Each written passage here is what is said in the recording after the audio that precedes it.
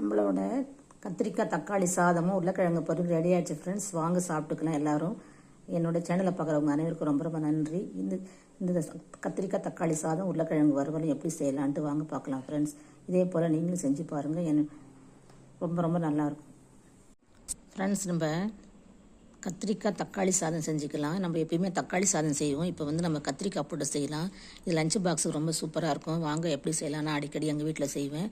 பழைய கால மெத்தடப்படி தான், ரொம்ப சிம்பிளாக இருக்கும். ஒரு 10 நிமிஷத்துலேயும் செஞ்சிடலாம். ஹலோ ஃப்ரெண்ட்ஸ், வெல்கம் டு அரசி சமையல். இன்றைக்கி நம்ம வீடியோவில் கத்திரிக்காய் தக்காளி சாதம். இப்போ நான் எண்ணெய் விட்டுருக்கேன் ஒரு 4 ஸ்பூனு. இப்போ வெங்காயம், பூண்டு, கருவேப்பிலை, ஒரு 4 பல்லு பூண்டு இடித்து வச்சேன். நீங்கள் இஞ்சி பூண்டு பேஸ்ட் கூட போட்டுக்கலாம், நல்லாயிருக்கும் ஃப்ரெண்ட்ஸ். கடலைப்பருப்பு, உளுந்தம்பருப்பு ஒரு ஸ்பூன் போட்டுக்கிட்டேன். நான் தேங்காய் எண்ணெய் ஊற்றுறதால கொஞ்சம் நுரைச்சிக்கிட்டு வருது. தேங்காய் எண்ணெயும் நல்லெண்ணெயும் ஊற்றிருக்கேன். ஒரு காஞ்ச மிளகாய் கிள்ளி போட்டிருக்கேன். இப்போ இது கொஞ்சம் பொரிஞ்ச உடனே நம்ம கத்திரிக்காயை ஃபஸ்ட்டு போட்டுக்கலாம்.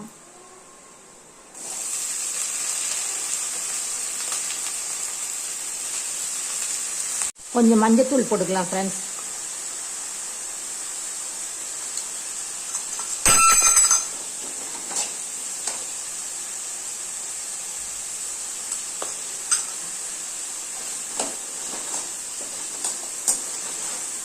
இது நல்லா எண்ணெயிலே வதங்கணும், கொஞ்சம் தண்ணி விட வேண்டாம், அப்போ தான் நல்லாயிருக்கும் காய். இந்த காயெல்லாம் ரொம்ப சின்னதாக நறுக்கணும் பொடியாக. நான் எண்ணெய் கத்திரிக்காய் பொடி காய் வாங்கினேன். அது ஒரு தடவை செஞ்சுட்டேன், அது மீதி காய் இருக்குது.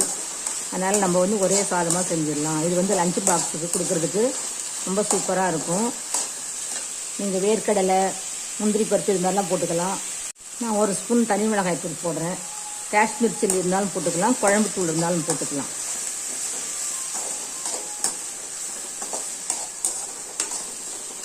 இப்போ கத்திரிக்காய் 50% வெந்துருச்சு. இந்த தக்காளி நான் 6 தக்காளி, ஒரு தக்காளி சின்னதாக இருந்தால் நான் எடுத்துட்டேன். இது நல்லா தக்காளி வேகட்டும். ரெண்டும் சேர்ந்து ஒன்றா வெந்த உடனே நம்ம ஸ்டவ் ஆஃப் பண்ணிக்கலாம். இப்போ உப்பு போட்டுக்கலாம்.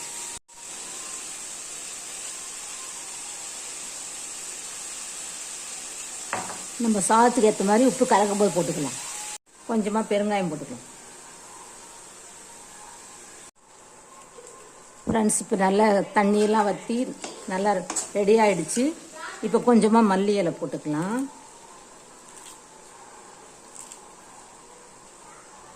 நான் வேர்க்கடலை ஒரு 2 ஸ்பூன் வச்சுருக்கேன், இதையும் போட்டுக்கலாம்.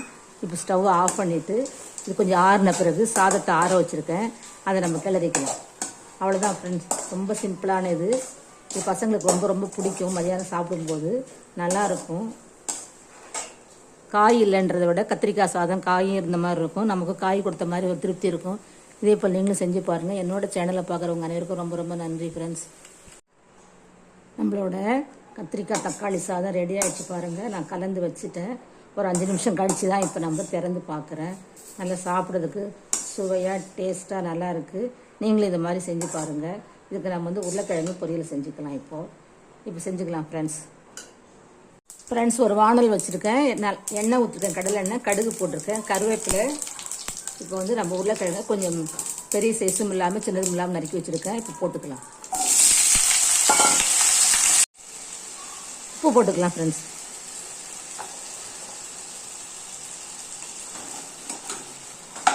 ஒரு அரை வேக்காடு வெந்த பிறகு மஞ்சத்தூள், மிளகாத்தூள்லாம் போட்டுக்கலாம். நம்ம தண்ணியெலாம் ஊற்ற வேணாம், அப்படியே மூடி வச்சாலே வெந்துடும்.